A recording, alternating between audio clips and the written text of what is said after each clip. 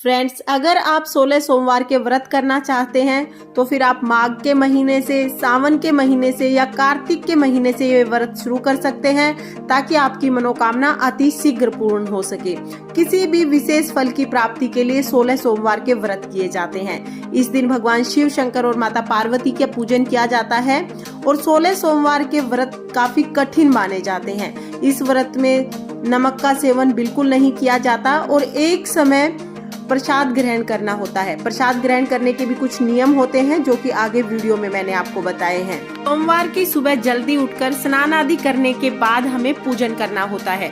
तो 16 सोमवार के व्रत में पूजा कैसे की जाती है, इसकी विधि हम देख लेते हैं। 16 सोमवार के व्रत में मिट्टी के शिवलिंग का पूजन सबसे ज्यादा फलदायी माना जाता है। तो आप अपने घर में गमले से ही थोड़ी सी मिट्टी ले लें और उससे आप शिवलिंग बना लें। देखिए, शिवलिंग का अभिषेक करना महत्वपूर्ण होता है। 16 सोमवार के व्रत में आप मंदिर में जाके भी शिवलिंग का अभिषेक करके आ सकते हैं या घर पर ही आप इस तरह से पार्थिव शिवलिंग बना लें। अगर आपके पास शिवलिंग है तो फिर आप उनका अभिषेक कर दें, लेकिन बहुत से लोग घर में शिवलिंग नहीं रखते हैं। तो अगर आप भी शिवलिंग नहीं रखते हैं तो आप हर बार सोमवार को जब व्रत करेंगे तो इस तरह से शिवलिंग बना लेंगे। बहुत ही आसानी से बन जाएंगे ये शिवलिंग। और इस तरह से देखिए, थोड़ा सा पानी लगा के हम थोड़ा सा इसे चिकना कर लेंगे ताकि इसमें कोई भी दरारें ना रहे। जब भी हम मिट्टी से कोई भी मूर्ति बनाते हैं तो उसमें दरारें नहीं होनी चाहिए। और देखिए, उसके बाद हम लोग चौकी लगा लेंगे। चौकी पर हम लोग सफेद रंग का आसन बिछाएंगे। सफेद रंग का आसन बिछाने के बाद फूलों का आसन देंगे और इस पर मैंने शिव परिवार की फोटो विराजमान कर ली है। देखिए, मैंने जो फोटो ली है इसमें गणेश जी भी हैं और पार्वती मैया भी है। मुझे अलग से गणेश जी की फोटो या मूर्ति लेने की जरूरत नहीं पड़ेगी, मैं यहीं पर गणेश जी का पूजन कर लूंगी। सोमवार के व्रत में शिव भगवान के साथ साथ माता पार्वती का भी पूजन किया जाता है, तो आप दोनों का पूजन साथ में ही कर लें।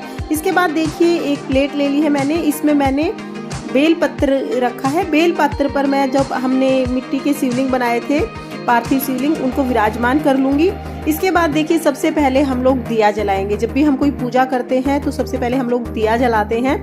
दिया जलाने के बाद अब हम पूजन शुरू करेंगे। तो देखिए, जब भी शिव भगवान की पूजा की जाती है तो गंगा जल का विशेष महत्व होता है। जब भी आप शिव भगवान की पूजा करें, पहले आप गंगा जल अवश्य छिड़क लें। तो यहाँ पर मैं फूल से थोड़े से गंगा जल के छींटे लगा लूंगी।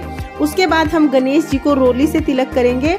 भगवान शिव शंकर को हम लोग चंदन से तिलक करेंगे। भगवान शिव शंकर को रोली नहीं चढ़ाई जाती है। तो यहाँ पर देखिए, शिव भगवान को हम चंदन से तिलक करेंगे और उसके बाद माता पार्वती को हम रोली से तिलक करेंगे। इसके बाद हम लोग दिए का भी विधिवत पूजन करते हैं, तो दिए को भी तिलक करेंगे। साथ में ही देखिए, हम शिवलिंग का जलाभिषेक करेंगे। तो जलाभिषेक के लिए हम जो भी जल लेंगे उस पर गंगा जल जरूर डालना है हमें। और सबसे पहले हम लोग जल से अभिषेक करेंगे। तो यहाँ पर मैंने जल चढ़ा दिया है। इसके बाद हम कच्चा दूध लेंगे और कच्चे दूध से अभिषेक करेंगे। तो देखिए, यहाँ पर हम शिवलिंग पर कच्चा दूध चढ़ाएंगे। उसके बाद हमें फिर से शुद्ध जल चढ़ाना है। इस तरह से हमें 3 बार अभिषेक करना होता है। तो हम शिवलिंग का अभिषेक करेंगे और जैसा कि मैंने आपको बताया कि 16 सोमवार के व्रत में शिवलिंग का अभिषेक महत्वपूर्ण होता है, तो आप शिवलिंग का अभिषेक जरूर करें। उसके बाद हम लोग चंदन से तिलक कर देंगे।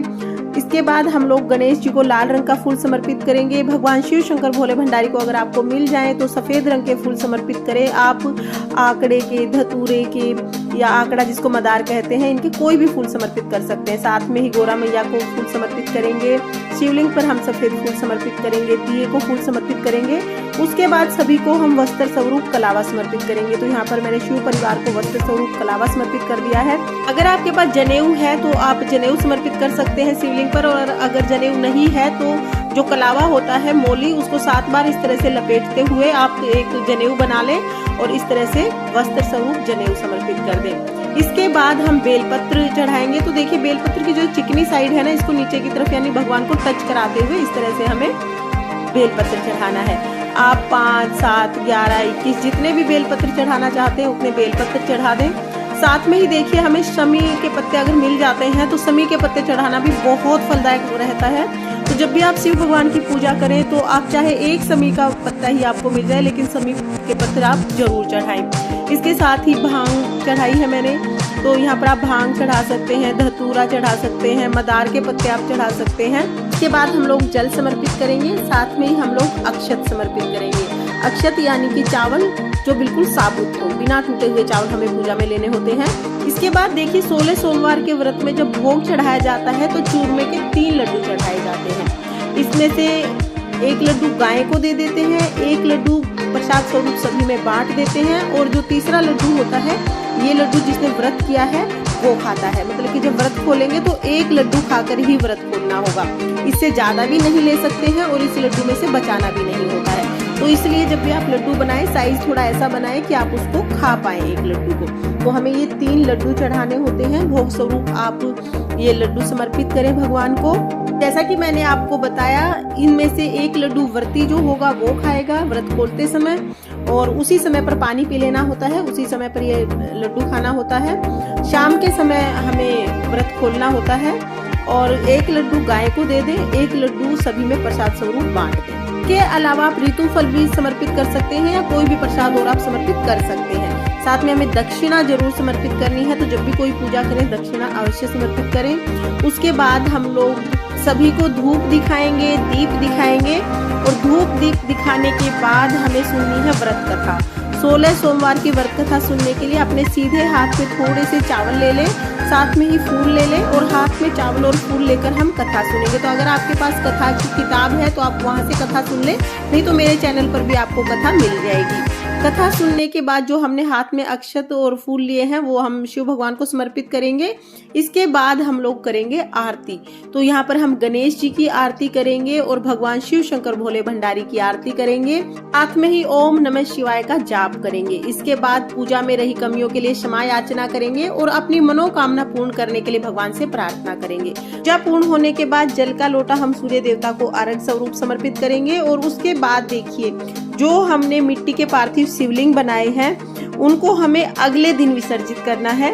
अगले दिन सुबह आप किसी भी गमले में, या तो अगर आपके यहाँ कच्ची मिट्टी में पौधे लगाए हुए हैं तो वहां पर आप इनको विसर्जित कर दें। जो पत्ते और फूल है, जो कलावा है, ये सब चीजें भी साथ में ही विसर्जित कर दें। इस तरह से जो भी हमने शिवलिंग बनाए हैं वो दोबारा से मिट्टी में ही समाहित हो जाएंगे। जब भी आप सोमवार का व्रत करेंगे तो पूजन के लिए आपको पार्थिव शिवलिंग बनाने होते हैं। फ्रेंड्स, माना जाता है कि 16 सोमवार के व्रत से मनोकामना अतिशीघ्र पूर्ण होती है।